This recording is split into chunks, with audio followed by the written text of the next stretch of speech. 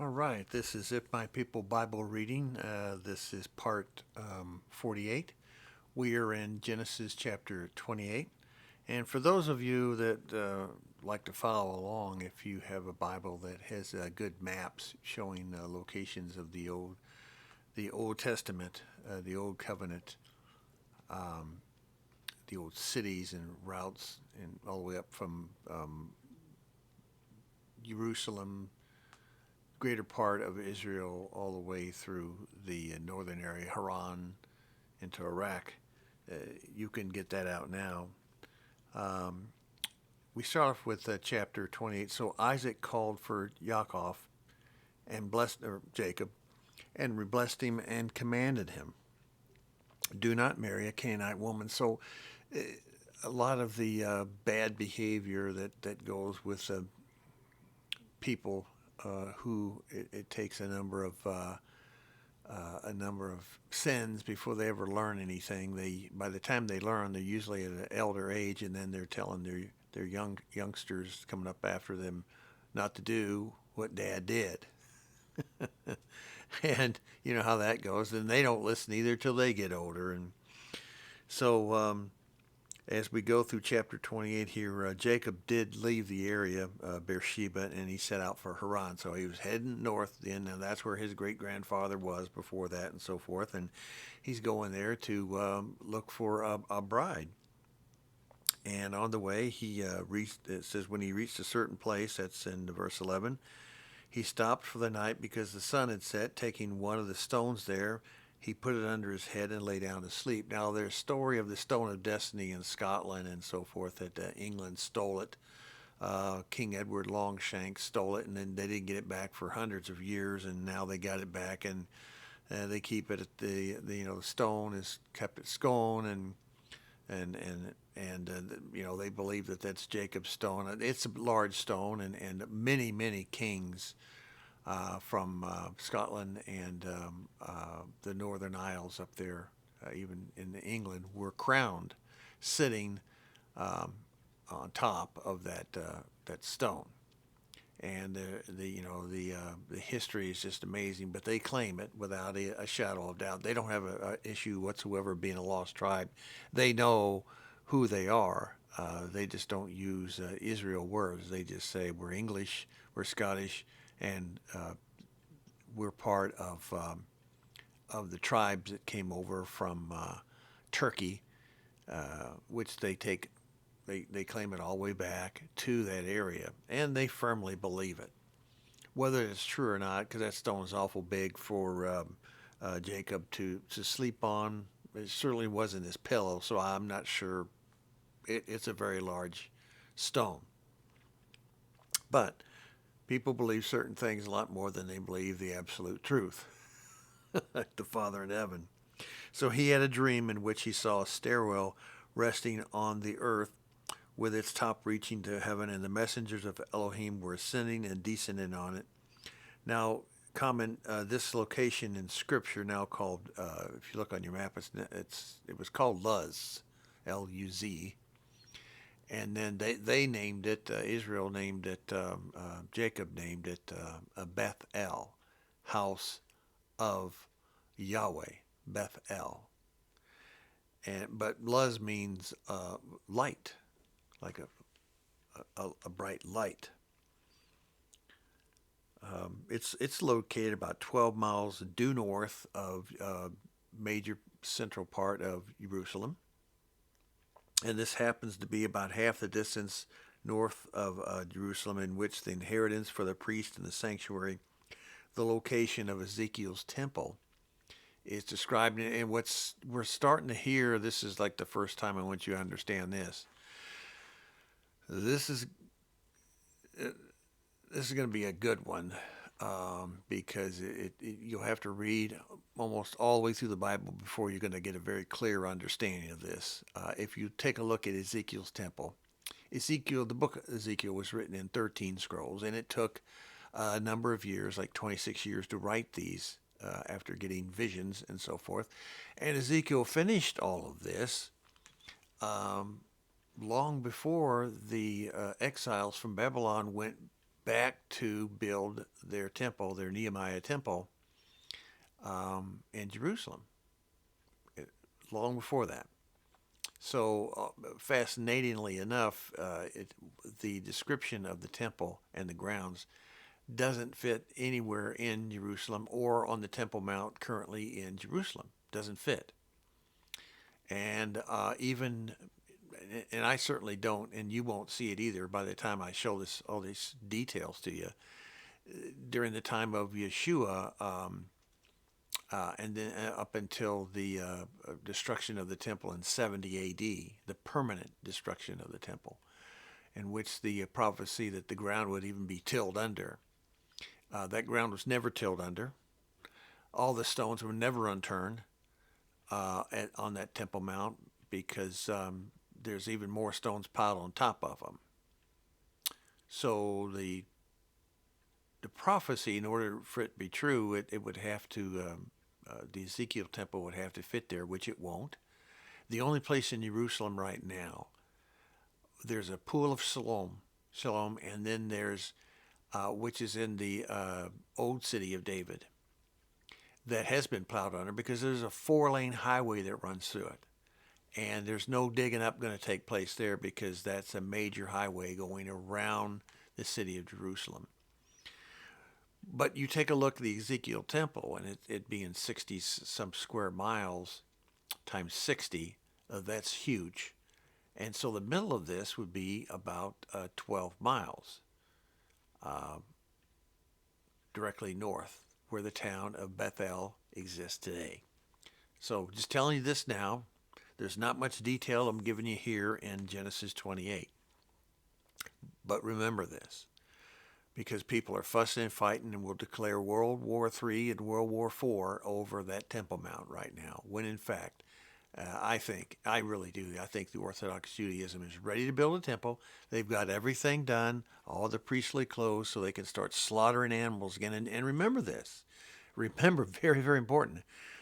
People are getting ready to slaughter and go through the total ritual as it was in the Exodus Torah instruction.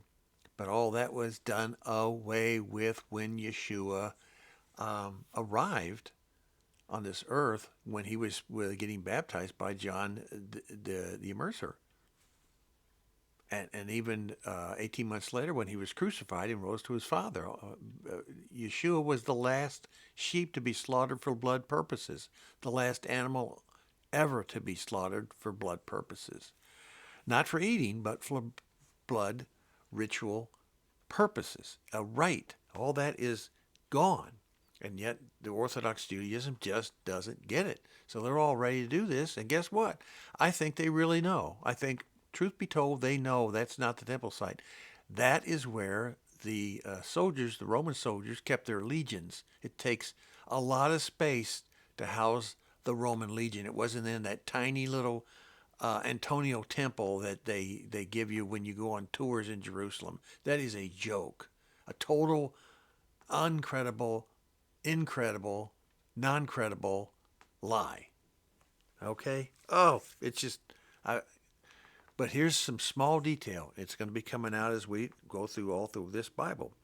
This has to do with Jacob and his dream and everything that comes with it. He's a wheeler and a dealer. He's something else, kind of like a chip of the old block of the family he comes from, and he meets his uncle Laban here coming up with Rachel, trying to get her to marry him. And, of course, he gets in a situation with his uncle because his uncle's not too honest either. And as a result of that, he gets hoodwinked into marrying Rachel's older sister. And, they blame it on the fact that, that's tradition around here. Tradition. And so, Laban says in verse 20, I think 26, it's not our custom to give the younger daughter to marriage before the older one. So once again, as we say, deception seems to run the family. Jacob makes a deal here. The deal is he didn't wait 7 years to marry Rachel. He married her a week later after the official marriage ceremony of the older daughter. Uh, and then Zilpah was involved in that too with Leah. So now Jacob has Zilpah, has Leah, has Rachel, and then Rachel has a helpmeet also, Bilnah. And it's just like his, just like Abraham's situation with a maidservant and so forth. And it just, it's a mess. And we're telling you this. Here's what we're saying. It's not right to have multiple wives. And the greatest example of that would be Solomon when he, in Ecclesiastes, not when he's in the bragging part of his life, in Ecclesiastes, when he's sorry that he had, counting maidservants and everything, around 1,000 women to take care of. I don't know how he did that, but that's quite unbelievable. So now we're in chapter 30, where here we have that pregnancy problem again with some of these women in the Bible, and Rachel's one of them also. Now Rachel has a little problem besides that, and it comes out in these chapters as we're reading them, and that is that she picks up some of the old ways that the father, Yahweh had warned Abraham when he left. Don't take anybody, just go. I will start a nation with you. Or Moses, I will start a nation with you. Let's wipe out all these people and start all over again. I'll do that. That's not how it turned out. So as a result, he keeps adding to the women that he gets involved with. He has a total of 4 here. All right. So we'll go up to, let's see, chapter 30, verse 43. In this way, the man, that was Jacob, grew exceedingly prosperous and came down to own his own large flocks, maidservants, men servants, camels, donkeys.